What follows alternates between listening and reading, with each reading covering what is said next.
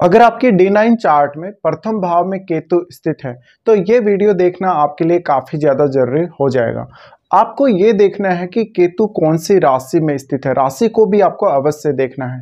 तो अगर आपका D9 चार्ट यानी नवांशा चार्ट में केतु अगर प्रथम भाव में स्थित है तो अपने अंदर आप एक बहुत ही स्पेशल आकर्षण लेकर आते हैं, जिससे बहुत लोग आपकी तरफ आकर्षित होते हैं। मैरिज के बाद आपको बहुत अधिक सफलता मिलने के चांसेस रहते हैं, करियर के मामले में या दूसरों को प्रभावित करने के मामले में। लेकिन यहाँ जो सबसे बड़ी दिक्कत आती है वो खुद को एक्सप्रेस करने को लेकर आती है।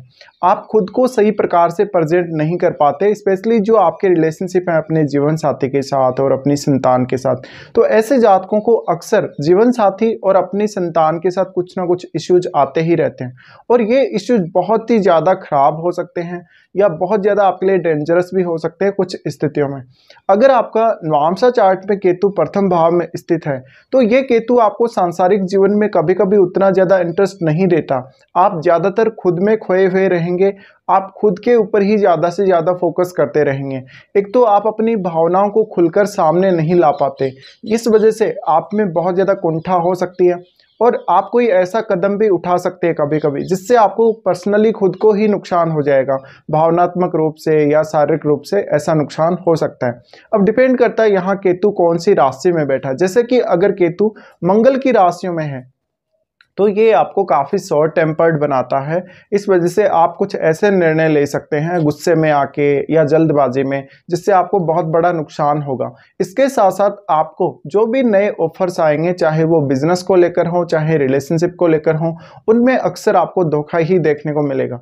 तो ये जो केतु है ये दिखाता है कि आपको सेल्फ डिपेंड होना बहुत ज़्यादा जरूरी है। आपको किसी की गाइडेंस, किसी की सलाह पर भी डिपेंड इवन नहीं रहना चाहिए। केतु की इस प्लेसमेंट की वजह से अक्सर जातक थोड़ा सा डरा हुआ सा महसूस करता है या वो अच्छा फील नहीं कर रहा होता है।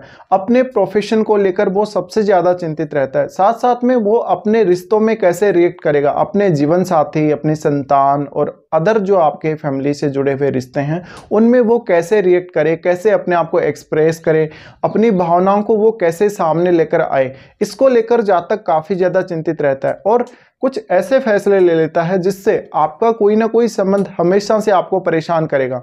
चाहे वो तो आपके भाइयों के साथ संबंध हो, चाहे जीवन साथी के साथ संबंध हो, चाहे आपका और भी कोई नज़दीकी संबंध हो किसी से भी, या आपका कोई रिलेटिव है जिसके साथ आपके रिलेशंस बहुत ज़्यादा खराब हो जाते हैं। ये केतु अक्सर आपको जीवन को अनुभवों के अनुसार जीने के लिए प्रेरित, तो जातक इस केस में अक्सर बहुत ज़्यादा लग्जरी लाइफ या बहुत ज़्यादा मौज मस्ती की तरफ नहीं जाके वो अपने जीवन को साधारण तरीके से जीने की कोशिश करता है। और अपने आप को इस स्थिति में आपको स्टेबल रखना बहुत ज़्यादा ज़रूरी है। आपके इमोशंस को भी और आपको फिजिकली अपने आप को काफ़ी स्ट्रॉन्ग रखना ज़रूरी है। अगर आप ये नहीं कर पाते हैं तो आप बहुत सारी गलतियाँ करेंगे। आप हो सकता है अपने प्रोफेशन में, अपने रिलेशनशिप में काफ़ी सारी ऐसी गलतियां कर दें जिससे आपको काफ़ी नुकसान हो जाएगा, आपको फाइनेंशियली लॉस हो जाएगा। इसी तरीके से जातक है वो ग्रस्त जीवन में कभी कभी आगे चलकर इंटरेस्ट नहीं लेता। अगर ये केतु धनु राशि में या फिर मीन राशि में स्थित हो आपके नवांशा चार्ट में प्रथम भाव में, तो ऐसे केसेस में ज़्यादातर आपका एक समय बाद सांसारिक जीवन में इंटरेस्ट खत्म होने लगता है। आप हमेशा अकेला महसूस करने लगते हैं, आप ज़्यादा से ज़्यादा आध्यात्म की तरफ जाने लगते हैं। साथ में अगर मीन राशि या धनु राशि में केतु बैठा है आपके नवांशा चार्ट में लगन में, तो ये कुछ हद तक आपको विदेश भ्रमण के लिए या विदेश में सेटल होने के लिए भी इवन काफ़ी सपोर्ट करेगा। लेकिन ये केतु आपके सिक्स सेंस को काफ़ी ज़्यादा डेवलप कर सकता है इस स्थिति में। अगर मंगल की राशियों में केतु हो तो शॉर्ट टेम्पर्ड बहुत ज़्यादा बनाएगा, बहुत ज़्यादा गलतियाँ करवाएगा आपसे और बहुत बार आपको फ्रस्ट्रेटेड रखेगा। ये स्थिति की वजह से वास्तव में आपको अपने आप को जानना जरूरी है, आपको खुद को पहचानना जरूरी है। और जो भी आप अपने आप को जानते हैं, जितना आप खुद को जानते हैं या जितना आप खुद को समझते हैं, उतना आपको वास्तव में खुद को टेस्ट करना भी जरूरी है, एक्सपीरियंस करना भी जरूरी है। तो केतु अगर आपका नवांशा चार्ट में लगन में स्थित है तो आपको ज़्यादा से ज़्यादा प्रैक्टिकल होना पड़ेगा, खुद के ऊपर डिपेंड रहना पड़ेगा हमेशा। अगर आप दूसरों पर डिपेंड रहने जाएंगे तो ये आपको बहुत ही ज़्यादा तकलीफ दे सकता है। इसके साथ साथ आपकी इमेज पर असर पड़ सकता है कभी कभी, आप कुछ ऐसी चीज़ों में फंस जाते हैं या ऐसी कंडीशंस में फंस जाते हैं जहां पर आपके सामने कोई मार्ग नहीं होता आगे चलने का, या जहां पर एकदम से लाइफ ऐसे लगता है जैसे बहुत ज़्यादा स्टक हो गई है। तो जो केतु है आपको काफ़ी परेशान करके भी रखता है।